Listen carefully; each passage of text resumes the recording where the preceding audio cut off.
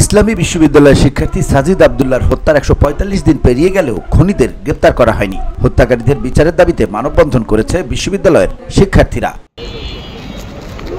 মঙ্গলবার বিশ্ববিদ্যালয়ের প্রশাসন ভবনের সামনে এই কর্মসূচি পালন করেন তারা। এ সময় শিক্ষার্থীদের মানববন্ধনের প্রতি একাত্মতা পোষণ করে বিভিন্ন বিভাগের শিক্ষক ও বিভিন্ন ক্রিয়াশীল ছাত্র সংগঠনের নেতাকর্মীরা অংশগ্রহণ করেন।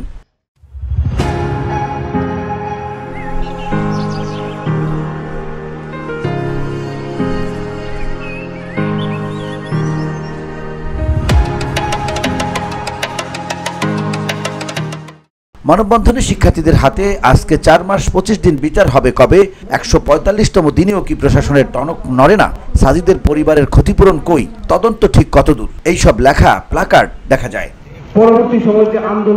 এ সময় আন্দোলনকারীরা বিশ্ববিদ্যালয় প্রশাসনকে হুঁশিয়ারি দিয়ে বলেন, ১৭ ডিসেম্বরের মধ্যে যদি প্রশাসন খুনিদের গ্রেপ্তার করতে না পারে তাহলে আমরা উপাচার্যের কার্যালয়ে ঘেরাও করব।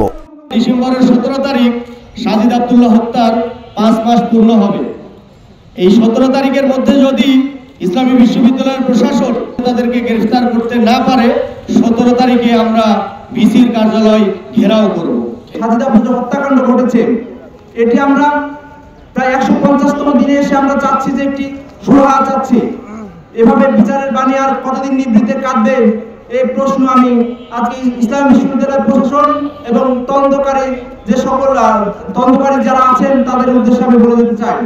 আমার বিশ্ববিদ্যালয়ের পুকুর পাড়ে তার লাশ ভাসি করানো হয়েছে। এত বড় একটা অপরাধের বিচারে প্রশাসন করতে পারে না।